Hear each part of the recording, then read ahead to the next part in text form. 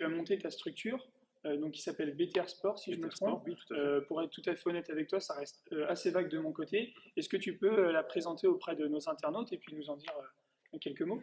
Bon, alors très rapidement, hein, au départ, BTR, alors BTR sans le sport justement, c'était uniquement dédié à la partie reconversion, qui était en liaison avec mon métier de formateur. D'accord. Donc avec beaucoup de dialogues et de discussions. Donc on est une équipe à la base, hein, je ne suis pas tout seul. Donc on est une équipe de 4-5 personnes qui vont vraiment travailler sur cet aspect, vraiment dans son côté humain. Et puis de ce fait, pour moi, à titre personnel, il me manquait cette adrénaline un peu du sport et du terrain. D'accord. Donc c'est pour ça que j'ai rajouté aussi la préparation mentale, donc comme corde à mon arc. Et puis donc de ce fait, travailler avec les sportifs aussi sur cette partie.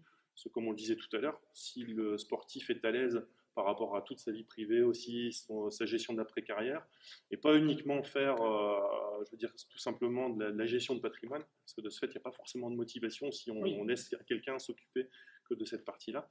Bah voilà, on a tendance à créer des choses et à se sentir mieux et compris sur un terrain. d'accord. Donc au départ, c'est ça. Et de ce fait, cette équipe, elle a continué à grandir. Et puis, on travaille avec aussi des experts, hein, de ce fait, un petit peu de la performance, par exemple dans la psychologie positive. Et on est devenu donc BTR Sport, avec une partie, entre autres, de préparation mentale. On propose des initiations. Et pourquoi BTR? Est-ce que le sigle a une signification particulière? À l'origine, effectivement, c'était pour les clés, on va dire, les clés de la réussite. Donc avec le R notamment qui voulait dire reconversion, et T c'était aussi dans le côté team, parce qu'on était D'accord, une ouais. équipe, je n'étais pas seul bien évidemment. Donc comme on était une équipe au service d'eux, notamment de la reconversion, et on est devenu BTR, donc on a gardé le sigle BTR avec sport parce qu'on travaille sur du Et le multisport. B? Ah, le B c'était juste parce que par rapport à BTR, ça Ça donnait sonnait bien bien. sur les clés en fait, les clés D'accord. de la performance. Donc on était Et donc, donc, tu en as parlé un petit peu, mais est-ce que tu proposes tes méthodes, tu proposes tes services aux équipes, comment ça se passe, ta fonction? Alors moi c'est vrai que donc je travaille en tant que préparateur mental indépendant. Donc après je suis cofondateur donc de BTR. Donc on inclut la préparation mentale aussi dans BTR. Après moi je suis formateur à titre personnel, donc enfin privé. Donc je vais vendre mes services à la fois aux entraîneurs, D'accord? aux particuliers, aux entreprises et aux sportifs de haut niveau qui aujourd'hui, on va dire le maillon central de mon fonctionnement et de mes objectifs, c'est de travailler avec les sportifs de haut niveau. Et dans le monde du basket, est-ce que tu as des personnes qui y sont sensibles? Parce que je suppose que tu proposes tes services aux joueurs, donc peut-être aux équipes. Est-ce que tu as pu rencontrer des coachs qui ont un attrait particulier avec la préparation mentale? Oui, Est-ce que tu peux nous oui, parler un peu oui. de ce sujet? Alors c'est Enfin, vrai que nous positionner. pour l'instant, ma démarche, elle est plus d'aller vers les joueurs à titre individuel. D'accord? Tout simplement parce qu'aujourd'hui, c'est ce que je te disais tout à l'heure, rentrer Oui. dans les staffs, c'est pas que c'est compliqué, hein. Je pense que ça s'ouvre actuellement. Voilà, il y a des réflexions qui vont en ce sens-là. Après, il y a toujours aussi cette question de moyens. À titre individuel, je rencontre finalement pas mal de bonne volonté, c'est-à-dire que euh, on sent qu'il y a un attrait effectivement parce que voilà souvent et puis il y a notamment cette confiance en soi qui est un petit peu hein, le pêle-mêle. J'ai toujours un problème de confiance. J'ai un C'est problème de un peu le mot qui confiance, passe partout, mais c'est ça veut ça. rien dire en même temps. Et en fait que tu te rends compte dans le dialogue que c'est enfin la confiance finalement le joueur arrive à définir ses besoins de façon complètement différente avec quelques questions. Mais ouais, ça a tendance en tout cas à se développer. Et de ce fait, nous, avec BTR, on a pas mal de bons projets pour 2016 et pas forcément qu'en France. Donc c'est ça aussi qui est intéressant. Est-ce que tu penses aussi que le fait que tu te diriges plus vers les joueurs, justement, et pas vers un staff, est-ce que tu ne te dis pas que les coachs peuvent penser que, bah, en te recrutant, tu leur prendras un peu leur place, que tu t'adresserais peut-être plus aux joueurs qu'eux-mêmes, justement, euh, et que comme tu les verrais peut-être aussi en dehors du cadre sportif, t'influerait pas sur leur vie, que eux justement n'ont pas cet impact-là et justement diraient il vient nous prendre notre place alors qu'en fait tu viens les accompagner si je comprends bien. Ouais, mais de toute façon, après, le sportif, là, tu l'aides et tu l'accompagnes après à titre personnel. Après, évidemment que parfois, de parler du coach, le joueur, c'est lui qui va le faire. Moi, je ne suis pas là du tout pour juger sur ce que je ne vois pas ou ce Non, je que pense je... que c'est important de le préciser parce Bien que je sûr. pense qu'il y a beaucoup d'idées reçues sur. Alors, j'accompagne et j'aide le sportif à atteindre ses objectifs et c'est lui qui les définit. Après, dans la suggestion, on n'est pas là, en tant que préparateur mental, en tout cas, à vouloir à faire à la place des autres. Donc, encore moins le coach. Au contraire, le coach, de toute façon, comme on fait avec ses coéquipiers, on fait avec son coach, quel qu'il soit. Donc, Surtout dans le milieu professionnel. complètement. C'est un peu, pas notre employeur, mais indirectement, c'est notre supérieur. En tout cas, c'est le manager. Donc après, on pourrait toujours, en tout cas, émettre des critiques, qu'elles soient positives ou négatives, sur le fonctionnement d'un entraîneur.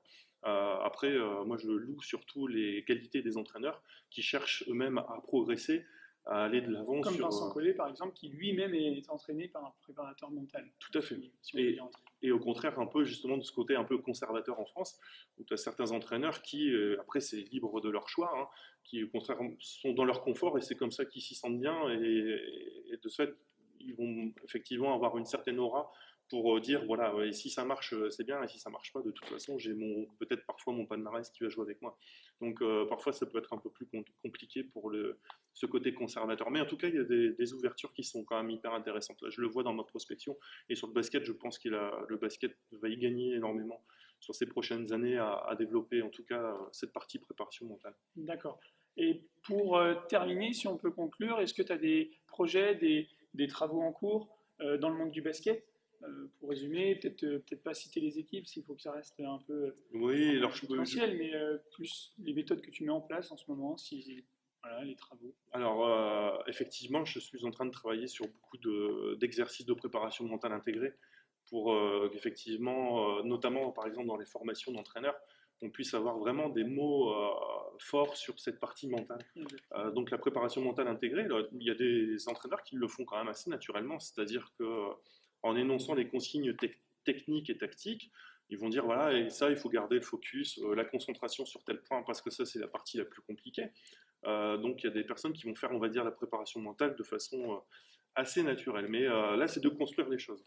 Donc là, en 2016, je suis en train de travailler actuellement avec des équipes de jeunes, notamment des U13, des U15, des U17, justement, pour mettre en place ces préparations intégrées, pour voir ce que ça peut avoir un peu, justement, Donc comme ça a effet. plus d'impact sur le jeune, donc tu peux voir directement ce que ça donne, on va Tout dire. à fait, ouais. Moi, j'avais entendu, on a parlé du stage initiateur, juste pour terminer là-dessus. La technique du plus moins plus, je ne sais pas si c'est quelque chose qui te parle, je pense qu'on l'applique pas assez, c'est le fait de dire le coach donne une consigne, par exemple, sur un temps mort positive, pour après amener une consigne négative et repartir sur du positif. Est-ce que c'est quelque chose que toi tu conseilles justement dans le monde du bénévolat, on va dire? Alors, je ne le présenterai pas comme ça. Alors, moi, je vais juste dire que parfois, effectivement, le négatif permet de pouvoir comprendre aussi ce vers quoi tu peux tendre. Parce qu'après, on a beau vouloir travailler, on ne peut pas être parfait. Et c'est tant mieux comme ça, et ça nous donne notre marge de progression. Donc parfois, les joueurs, voilà, quand il se passe des choses négatives, je leur dis, voilà, ça s'est passé, ok, c'est du passé, maintenant, ce que tu vas faire pour travailler sur ton avenir et puis voir pour que ça ne se reproduise pas. Donc les émotions négatives, je ne les couperai pas définitivement. Ceci dit, j'ai un attrait particulier pour la psychologie positive qui justement va non pas permettre comment dire, de voir tout beau, tout rose et la vie elle est belle et on est dans le meilleur des mondes, mais au contraire justement de pouvoir supprimer ces pensées parasites en fait. D'accord. C'est plus ça. Et je pense que beaucoup de personnes auraient, de ce fait, le sport au niveau régional, départemental ou pour les jeunes, devrait un peu supprimer ces pensées parasites. Et moi, la première chose qui me vient un peu à l'idée, c'est des pensées parasites, c'est chez les jeunes, mais c'est les parents en fait. Les parents qui parfois, limite, seraient mieux sur le terrain à essayer Coach, des fois. Ouais, ou le coach aussi. Et, mais non, supprimer les pensées parasites, c'est justement permettre aussi à l'enfant, aux jeunes, et même aux moins jeunes, de continuer à se développer. C'est pas de nuire, mais sans avoir cet environnement autour qui n'aiderait pas forcément au basket. Et puis en plus, de ce fait, le pratiquer au basket, en tout cas, permettrait à beaucoup de personnes de se sentir mieux ici, aussi dans leur travail. Je pense que de ce fait, l'éducation qu'on aurait dans nos sports, dans tous les sports, puisque effectivement on travaille dans beaucoup de sports, mais entre autres le basket, nous permet de ce fait de développer beaucoup de choses pour relativiser certains événements qui peuvent se passer en entreprise, sans forcément pour autant dire que si vous êtes insulté à un moment donné par un manager, dire c'est bien, c'est génial. C'est loin d'être le cas. Par contre, justement de se rendre compte après de sa motivation, de ce qu'on a réellement envie de faire. Je pense que c'est ça qui est le plus important. C'est l'effort et ce chemin qu'on va avoir pour tendre vers la réussite et non pas la culture uniquement du résultat en fait. D'accord. Ben, je pense qu'on peut conclure sur ces mots donc, de réussite et de résultat, justement, vu que tout le monde tend vers ça. Christian, je te remercie d'avoir accepté l'invitation de l'Easy Cup. Je te laisse communiquer un peu sur ta page si tu veux donner rendez-vous à nos internautes qui seraient intéressés. Mais oui, je vous donne rendez-vous en terre inconnue. Donc c'est le nom de la page Facebook et du site internet donc de l'association BTR Sport. Donc sur rdvtc.fr la page et le compte Twitter également. Donc venez y faire un petit tour et puis découvrez un peu le monde du projet de vie du sportif, de son parcours, de ses études jusqu'à sa reconversion et puis également de la préparation mentale. Et puis n'hésitez pas surtout à laisser un message, à partager et surtout à nous donner des retours et des informations parce qu'on a tendance nous aussi à vouloir progresser. Donc n'hésitez pas à communiquer avec nous en tout cas. Voilà, donc vous voyez, Christian est assez ouvert pour communiquer, donc rendez-vous sur sa page. Quant à moi, je vous remercie déjà pour tous ceux qui me suivent via Twitter ou qui like la page Lazy Up. J'espère refaire très prochainement des interviews vidéo de ce genre. En attendant, rendez-vous sur mon site www.lazytub.wordpress.com, sur la page Facebook Lazy Up et sur mon compte Twitter, donc PRGE Nico. À bientôt. Easy and I